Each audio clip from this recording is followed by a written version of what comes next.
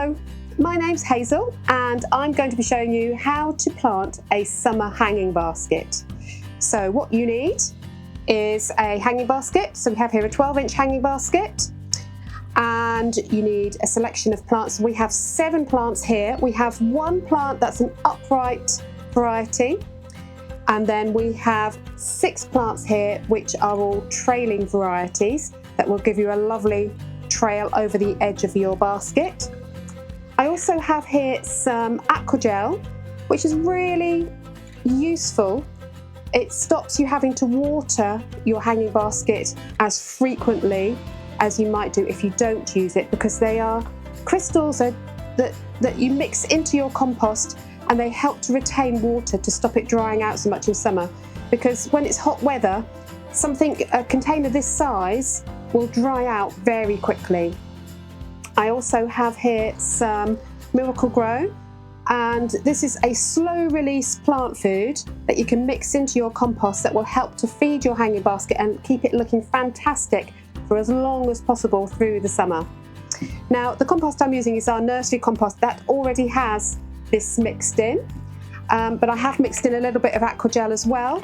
Follow the instructions on the packet because you really don't need very much. We're talking only a teaspoon of the crystals for about 5 litres of compost. And then you mix it in.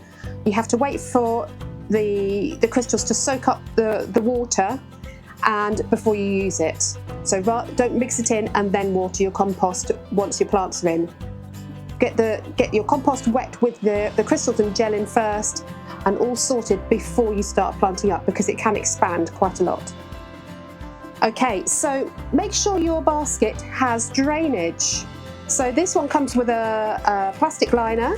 So all I've done there is just to make a hole in the plastic liner.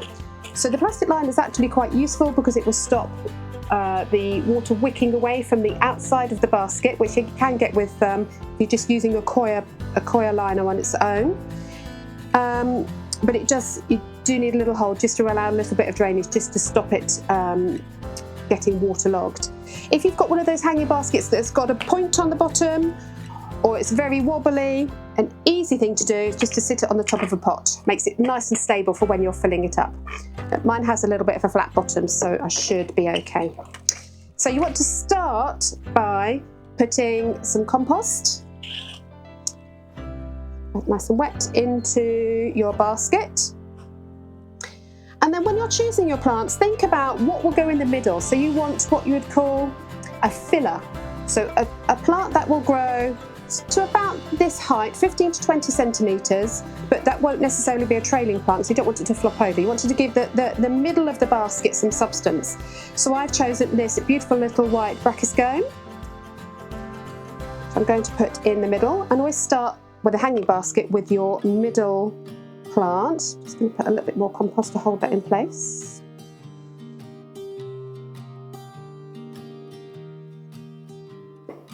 If you're not sure how much compost you're going to use for your basket in order to work out how much crystal gels you're going to need, it's worth filling up your basket to just about an inch underneath the basket with your compost, and use that as your measure, and then tip it out and then mix in your crystals, so you'll know how much to mix up.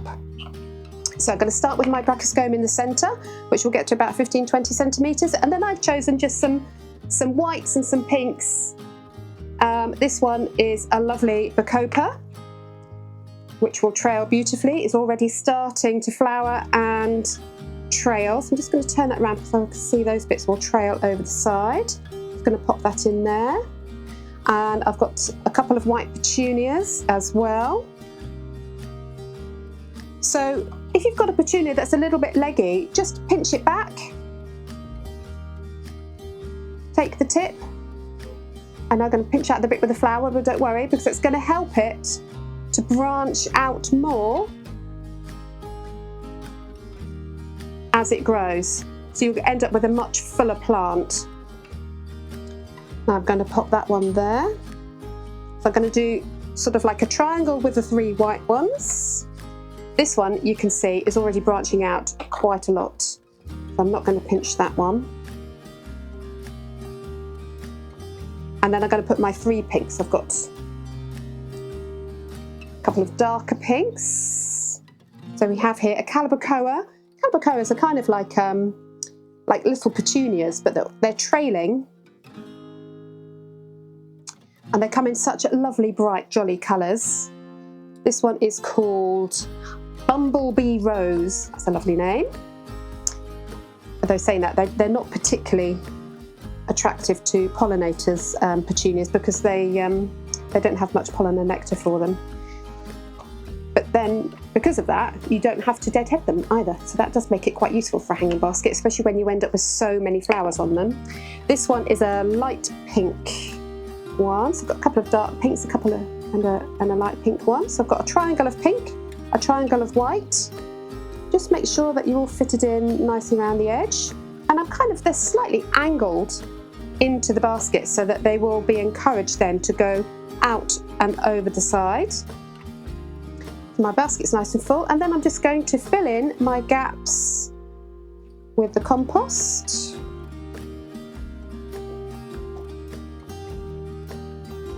And right now in the shops you will find there are masses of choice available for hanging baskets. There's all sorts of things. Fuchsias, trailing fuchsias are very good for hanging baskets. They're one of my favourites. We haven't actually got any quite rooted here yet, but they will be coming into stores very soon. They just need another week or so. The calibrachoa are, again, just such easy, bright, colourful plants. And things like the bacopa just flower so much all summer. They're just wonderful. This little brachysperm here will probably need deadheading. But the other plants in here won't need it at all. They'll be absolutely fine. If you want to just take off any little brown flowers, that's easy to do, but you don't need to deadhead them in order for more flowers to keep coming. The brachysperm you will, but that's the only one out of this little set. Actually, I think we might be full enough there. Give it a little tap to knock it down. And then the last thing you'll need to do is just to give it a lovely little water just to settle your plants in. And there's a lovely hanging basket. This will fill out beautifully. As I say, you can pinch out the tips of any plants that are a little bit leggy perhaps. Just pinch them back a little bit. Don't worry about the beginning if you're just losing a flower, because what you're looking for is to have masses of flower all summer long.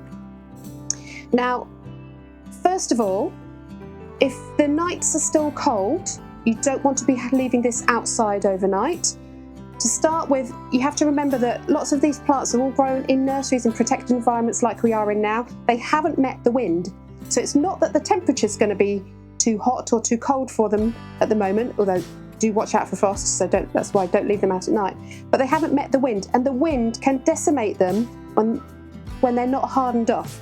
So to start with, just have this outside for an hour or two on a calm day, and just increase that over the space of about 2 weeks until they've hardened off, so that the stems are not quite so soft and they can stand up to the wind a little bit more. And once your temperatures at night are over about 8 or 9 degrees every night consistently, then you can start to just leave it out, and it will fill out beautifully and have a wonderful hanging basket all summer.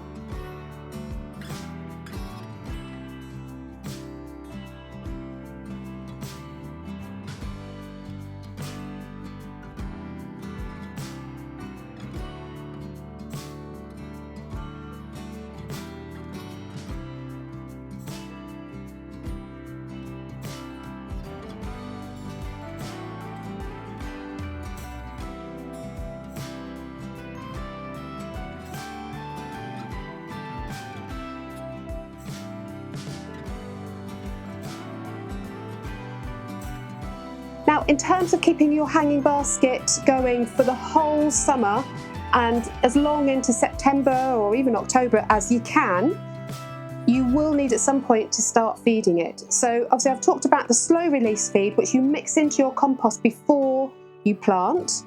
That's this one. Then liquid feed. So a liquid feed is really good to use once a week once your plants are in flower. So you can buy a hanging basket and patio tub liquid feed. Again, use the dilution it says on the packet. If you are already growing veggies, then actually you can use something like Tomarite, a tomato feed, because these, if you think that tomatoes obviously are flowering plants and the Tomarite is designed to encourage plants to flower, then this is exactly going to be exactly the same for a flowering plant, even if you're not eating anything afterwards. So something like Tomarite or a bespoke hanging basket feed will be perfect for using once a week at the correct dilution to keep your plants looking good all summer.